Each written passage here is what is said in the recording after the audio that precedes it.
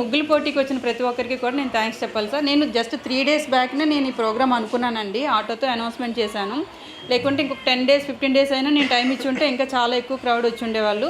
3 daysకే ఇక 40 members అనేది రావటం. థ్యాంక్ యూ అమ్మ. మీ పనులన్నీ కూడా పక్కన పెట్టుకొని, యాక్చువల్గా నేను పల్లెటూర్లలోనే ఎందుకు పెట్టాలనుకుంటున్నానంటే పల్లెటూర్లతో కనెక్ట్ అయ్యి ఉన్నానండి ప్రతి విషయం కూడా.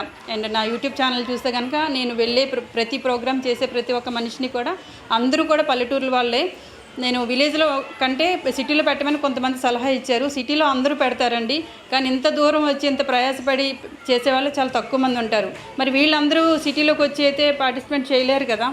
సో వీళ్ళకి కూడా కొంచెం చిన్న హ్యాపీనెస్ ఇద్దాం, పల్లెటూరులో వాళ్ళందరినీ కూడా వీళ్ళు కూడా నాతో కలిసి ఉండాలని నేను అనుకున్నాను. కాబట్టి ఎంతమంది వచ్చారనేది కాదు, కొంతమందికైనా నేను హ్యాపీనెస్ని ఇవ్వాలని అనుకున్నాను. కాబట్టి ఈ కార్యక్రమాన్ని ఈ చివరి పెట్టాల్సి వచ్చిందనమాట.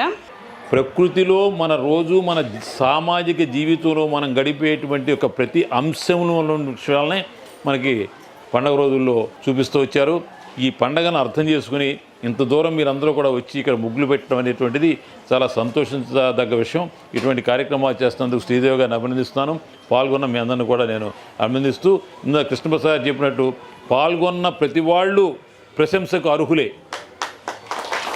ఈరోజు ముగ్గుల పోటీలో పాల్గొన్న ప్రతి వాళ్ళకి కూడా కంగ్రాచులేషన్స్. ఎందుకంటే పాల్గొనటమే మీరందరూ గెలిచినట్లు లెక్క, ప్రైజ్ వచ్చిందా లేదా అన్నది కాదు.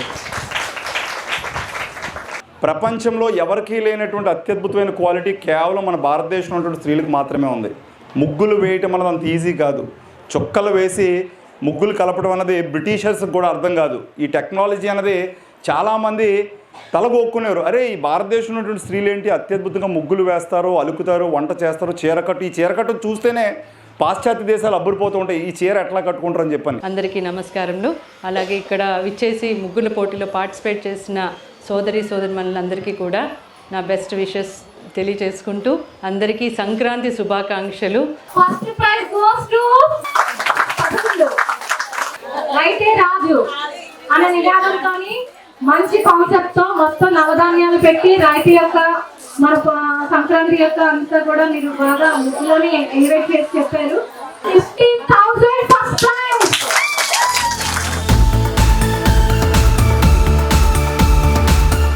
Second prize goes to 26. చాలా బాగుంది 26. ద్వారబంధం పెట్టి చాలా బాగా చేసావమ్మా. 12,000 రూపీస్.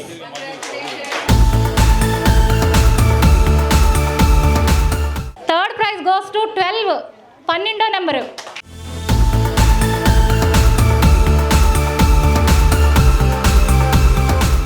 ఫోర్త్ ప్రైజ్ ముగ్గు నెంబర్ 30, అర్ధనారీశ్వరుడు అని చెప్పి అమ్మాయి అన్నీ కూడా కాన్సెప్ట్ వేసి మొత్తం మల్టీ లెవెల్ టాస్క్ అనమాట. అమ్మాయిలు ఎంత బాగా లేడీస్ చేయగలరు అలాగే జెంట్స్ చేయగలరు అని చెప్పి కాన్సెప్ట్ పెట్టారు. ఈవిడ 7,000 అండి ఈ అమ్మాయికి.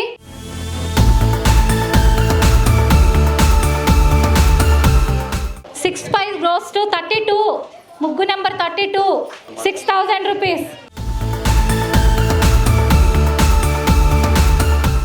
సెవెంత్ ప్రైజ్ ముగ్గు నెంబర్ 16,